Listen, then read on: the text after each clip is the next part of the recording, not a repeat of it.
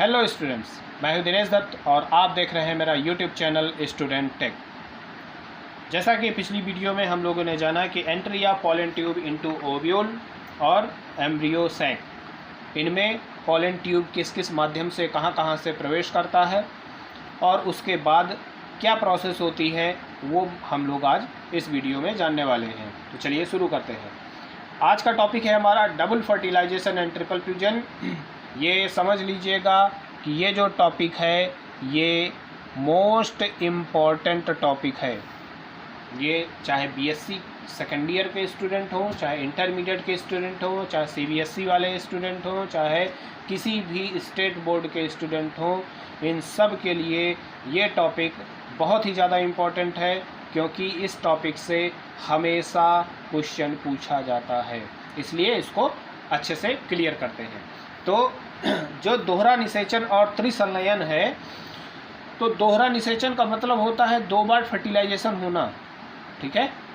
और त्रिसंलयन का मतलब होता है कि 3 केंद्रक आपस में फ्यूज हो जाएं। बस सिंपल सी जो है भाषा में आपको समझ लेना है कि अगर मेल गैमीट 2 हैं और दोनों ही अलग अलग सेल को फ्यूज कर रहे हैं, तो ये हो गया डबल फर्टिलाइजेशन। मेल गैमीट क्या करेगा? फर्टिलाइजेशन ही करेगा ना, निषेचन करेगा, तो ये हो गया दोहरा निषेचन। और अगर 3 केंद्रक आपस में फ्यूज हो जाएं तो इसको ट्रिपल फ्यूजन कहेंगे, ठीक है। अब यहाँ पर देखते हैं हम लोग फिगर के थ्रू। ये एक ओव्यूल का स्ट्रक्चर है जिसके अंदर एम्ब्रियो सैक है। क्लियर? आपको ये दिख रहा होगा, ये है पोलन ट्यूब, ठीक है। पोलन ट्यूब इस एम्ब्रियो सैक के अंदर प्रवेश कर रही है। कहाँ से प्रवेश कर रही है? पोर की तरफ से, माइक्रोपाइल की तरफ से प्रवेश कर रही है, ठीक है। यहाँ पर लिखा हुआ है entry of pollen tube into embryo sac, ठीक है। पोलन ट्यूब एम्ब्रियो सैक के भीतर प्रवेश कर रही है, वो भी माइक्रोपाइलर इंड की तरफ से। और आप लोग देख रहे होंगे कि यहाँ पर एक सेल ये है, एक सेल ये है और एक यहाँ पर और थी, ठीक है। लेकिन इन दोनों सेल को, किनारे वाली सेल्स को बोलते हैं सिनर्जिड्स, ठीक है। ये सहायक कोशिका हैं किसकी? एग सेल की। एग सेल यानी फीमेल गैमीट की सहायक कोशिका है। सॉरी, ये फीमेल गैमीट है, फीमेल गैमीट की सहायक कोशिका यानी सिनर्जिड्स। ये दोनों सिनर्जिड्स में किसी एक सिनर्जिड को ये पोलन ट्यूब भेदते हुए, पेनिट्रेट करते हुए अंदर प्रवेश करती है। और जैसे ही ये सेल के अंदर प्रवेश करेगी तो ये एक सिनर्जिड फट जाएगी और ये नष्ट हो जाती है, और फिर ये पोलन ट्यूब रप्चर हो जाएगी। पोलन ट्यूब के फटने के कारण दोनों मेल गैमेट इस एम्ब्रियो सैक के अंदर डिस्चार्ज हो जाते हैं, फ्री कंडीशन में आ जाते हैं, ठीक है। जब ये दोनों मेल गैमेट यहाँ डिस्चार्ज हो जाएंगे, जैसे कि इस फिगर में देखिए, एक मेल गैमेट ये है, एक मेल गैमेट ये है, दोनों ही मेल गैमेट। और ये वाली जो सेल, रप्चर्ड सेल दिखाई दे रही है, डेड सेल है, ये सिनर्जिड है, ठीक है। और एक सिनर्जिड लास्ट में बचता है।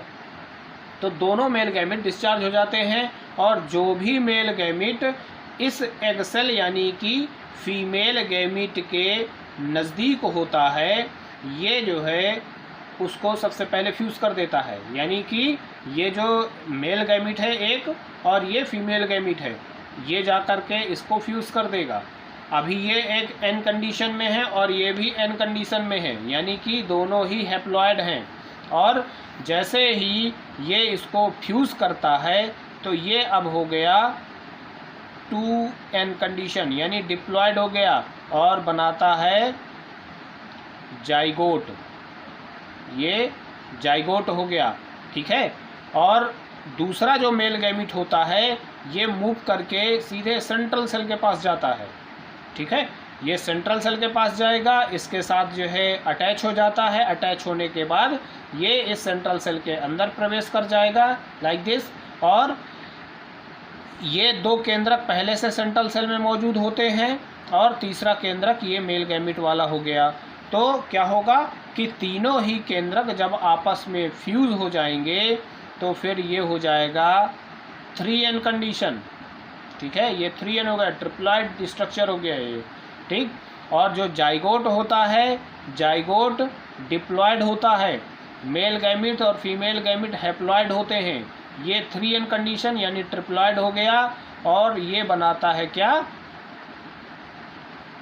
इंडोस्पर्म। इंडोस्पर्म को बोलते हैं भ्रूण पोष यानी भ्रूण का भोजन, क्योंकि जाइगोट जब विकसित होगा तो जाइगोट जिस सेल के अंदर डेवलप हो रहा है, इस सेल में जितना भी न्यूट्रिशन होगा तो ये पहले उसको यूज़ कर लेगा अपने विकास के लिए, और जितना भी न्यूट्रिशन इसके भीतर जब समाप्त हो जाएगा फिर इसके बाद इसको अतिरिक्त न्यूट्रिशन की ज़रूरत पड़ती है, क्योंकि ये अब जाइगोट एम्ब्रियोनल स्टेज पर आ जाता है।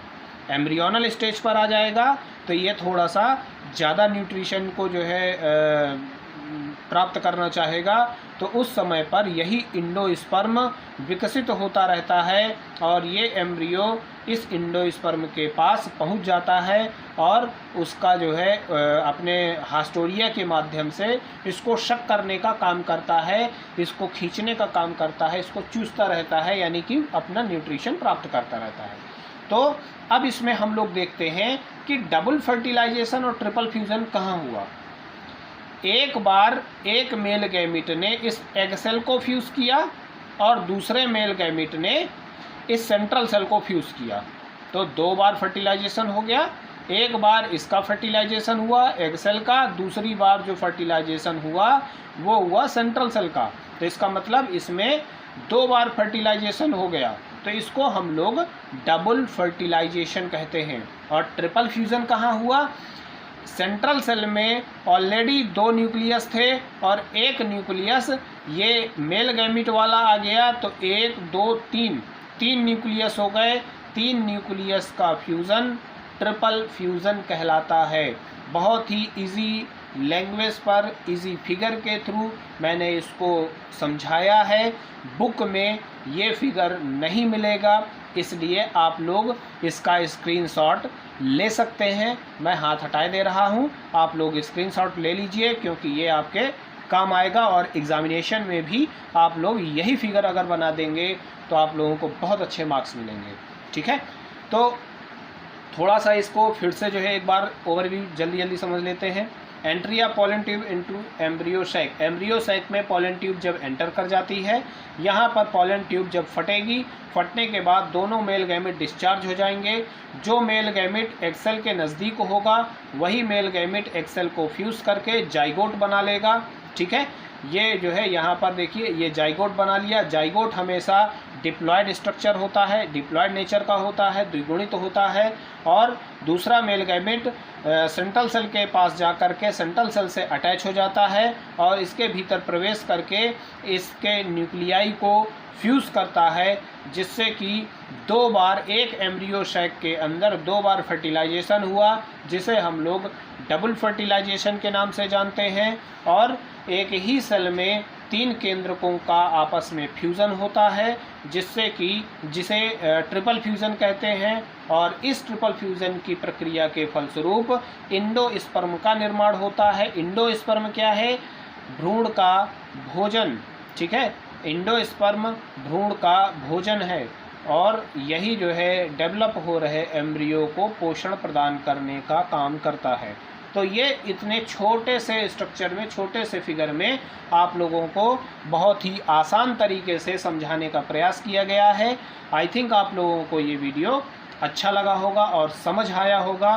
तो अगर वीडियो अच्छा लगा है और समझ आ रहा है मैटर, तो आप लोग वीडियो को तुरंत लाइक करें और मेरे चैनल को सब्सक्राइब करें और वीडियो को ज़्यादा से ज़्यादा अपने फ्रेंड्स लोगों से शेयर करें, ताकि लॉकडाउन में उनका भी नुकसान ना होने पाए और उन लोगों को भी समय से मैटर मिलता रहे और उन लोगों का भी कोर्स पूरा हो जाए। ठीक है, नहीं तो फिर वो लोग पिछड़ जाएंगे।